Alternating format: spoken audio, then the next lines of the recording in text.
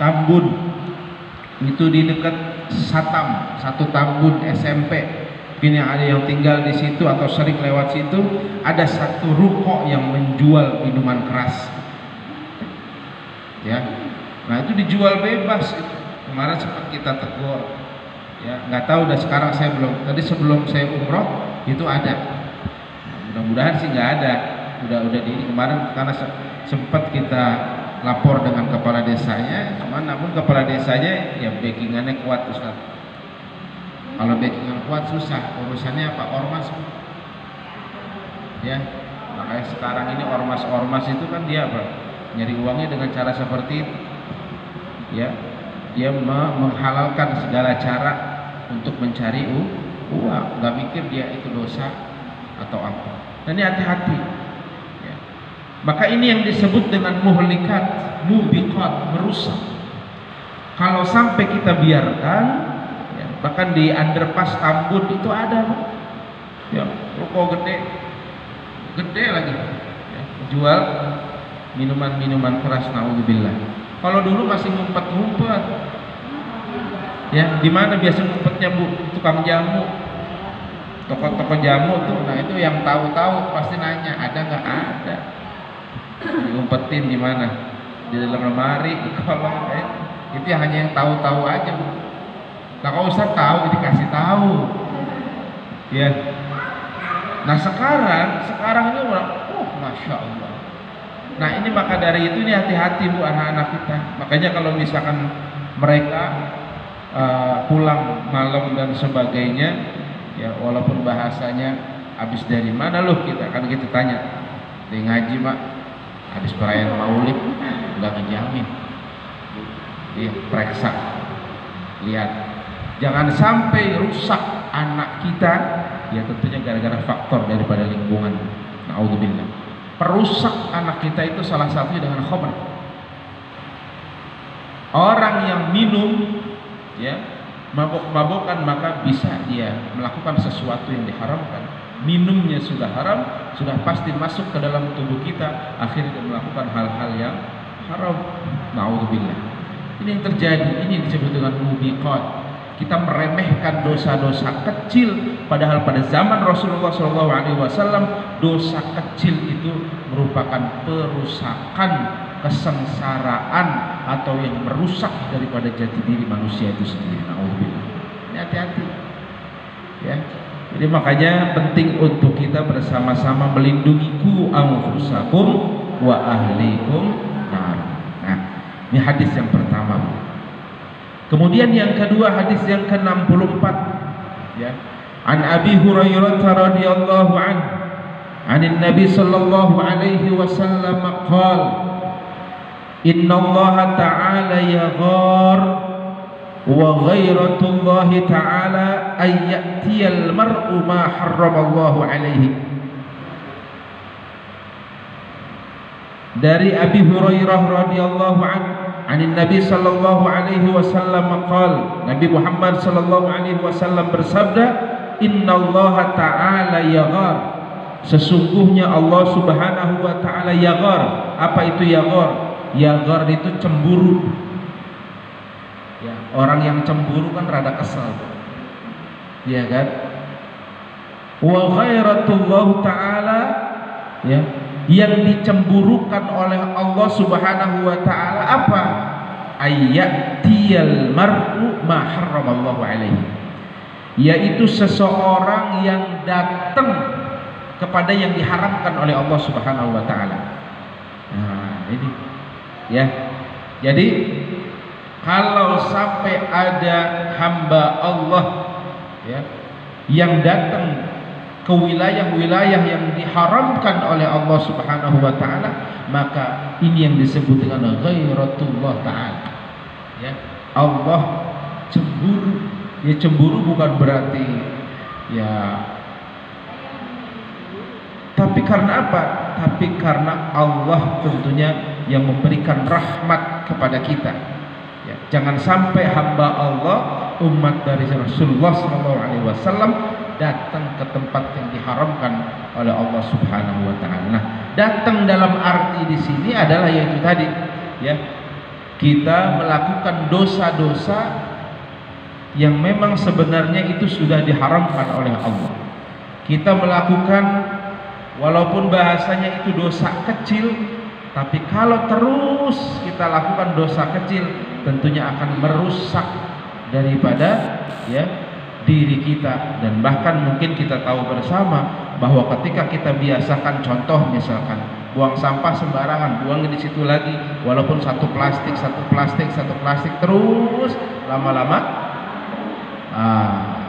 maka dari itu apa yang harus kita lakukan? Yang harus kita lakukan adalah terus dengan kita istiqamah melafalkan daripada istighfar kita kepada Allah Subhanahu wa ta'ala ya. Makanya ada 4 kunci keselamatan kita ya. 4 kunci keselamatan kita, tentunya agar kita selamat bukan hanya di dunia tapi juga nanti, terlebih nanti di akhirat. Apa itu? Yang pertama adalah istighfar kita, Bu. Ya. Apa? Istighfar kita mohon ampun sama Allah, nggak pernah berhenti. Ya. Nabi aja memberikan contoh ya bahwa kalimatul istighfar, kalimatul taubah selalu dilantunkan oleh baginda Nabi besar kita Muhammad sallallahu alaihi wasallam. Bahkan kita tahu bersama bagaimana kemuliaan Rasulullah yang tentunya Allah berikan kepadanya ya, namun Rasulullah tetap yang memohon ampun kepada Allah Subhanahu wa taala, apalagi kita, kan begitu. Makanya istighfar yang pertama. Kemudian yang kedua apa? Istiqamah dalam berdoa. Ya, Bu? Istiqamah dalam berdoa. Ud'uni astajib lakum. Ya. Doa kita jangan pernah berhenti. Ada masalah doa, nggak ada masalah doa, terus kita berdoa. Apalagi kalau misalkan kita ya melaksanakan sholat 5 waktu, itu adalah bagian daripada ya doa kita kepada Allah Subhanahu wa taala. Mau apapun selalu doa, mau berangkat kemudian sampai juga di rumah doa, semua ya kita lakukan doa ya. Doa itu adalah senjata orang mukmin. Jadi dengan kita berdoa kepada Allah, yakin bahwa tentunya Allah akan memberikan keselamatan kepada kita, maka doa itu menjadi penyelamat ya. Tuh yang kedua.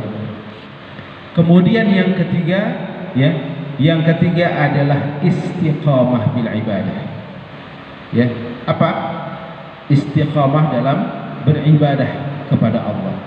Rutinin ya, sholat fardunya jangan ditinggalin, ditambah lagi sholat sunnahnya ya, untuk kita membekali diri daripada ilmu-ilmu agama. Datengin majelis taklim, datengin majelis ilmu ya. Kita nggak punya kesempatan datang berangkat haji karena memang lama, paling tidak minimal pahalanya dapat, kan begitu.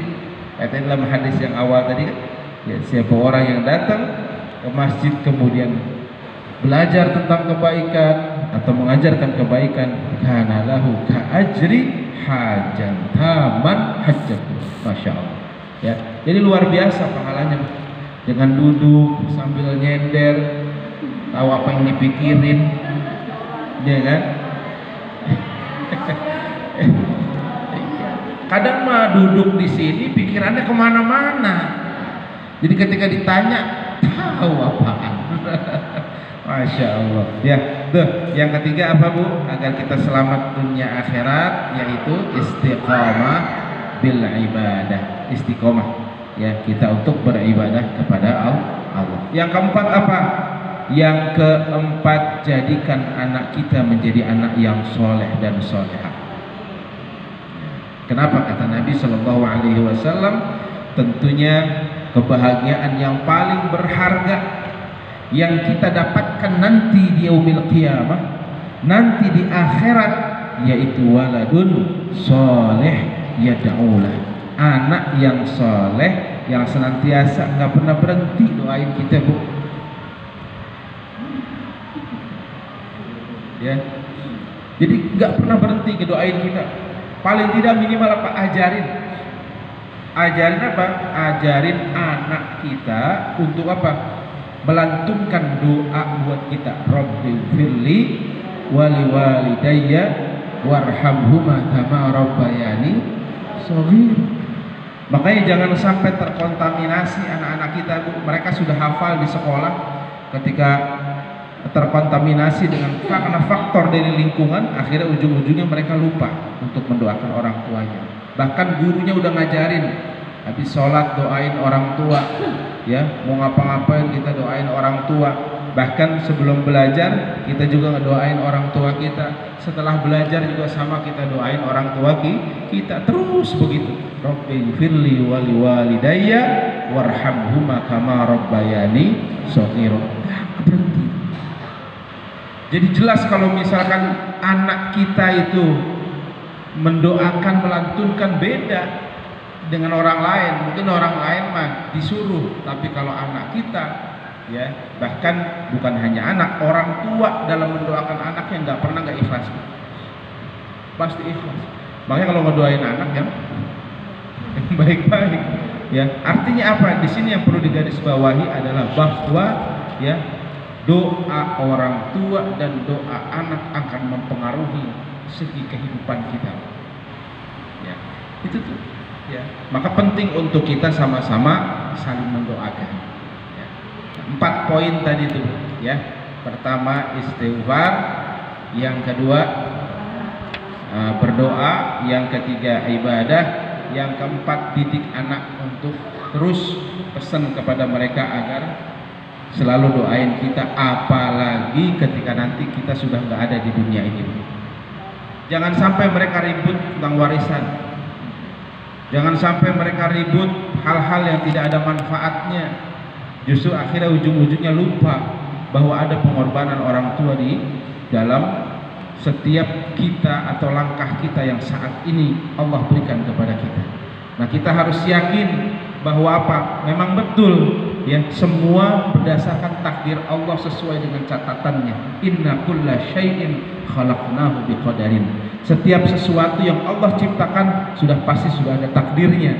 Akan tetapi tentunya takdir itu ada wasilah dari siapa? Dari makhluk Allah yang bernama tentunya orang tua kita. Kita bisa begini, kita bisa begitu, kita bisa begono dan sebagainya, karena tentunya ada langkah dan doa dari orang tua kita. Nah, ini yang sering terjadi apa? Lupa. Coba kita lihat kemarin, Bu, anak-anak kita, masya Allah, ya, ada pembulian di beberapa tempat. Kemarin miris sekali di daerah Cilacap, yang memang memukul temennya, yang nggak tahu penyebabnya apa, ya, tapi yang jelas itu sangat kita sayangkan. Kemudian berantem kemarin perempuan, anak sekolah, anak SMP, kemudian dan sebagainya. Artinya apa? Bahwa di sini yang harus kita tanamkan dalam diri kita untuk anak-anak kita adalah nilai-nilai kesolehan kita yang ditujukan kepada anak-anak kita. Itu penting.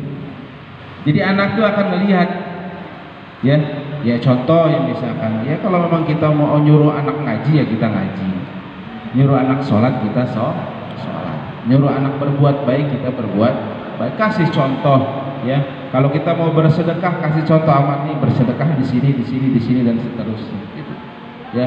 Nah, artinya apa? Nah, itu tadi bahasanya jangan nyuruh doang, karena Nabi Muhammad SAW nggak pernah hanya sekedar menyuruh, tapi beliau selalu mempraktekkan apa yang saat ini sudah kita lakukan sesuai dengan sunnah daripada Rasulullah Sallallahu Alaihi Wasallam. Tentunya mudah-mudahan kita semua senantiasa mendapatkan cucuran rahmat, hidayah, petunjuk dari Allah serta perlindungan, ya, agar kita bisa istiqamah dalam menunaikan segala bentuk kewajiban kita yang telah diamanahkan kepada kita selaku hambanya. Amin ya rabbal alamin. 2 hadis. Ada yang nanya, Bu?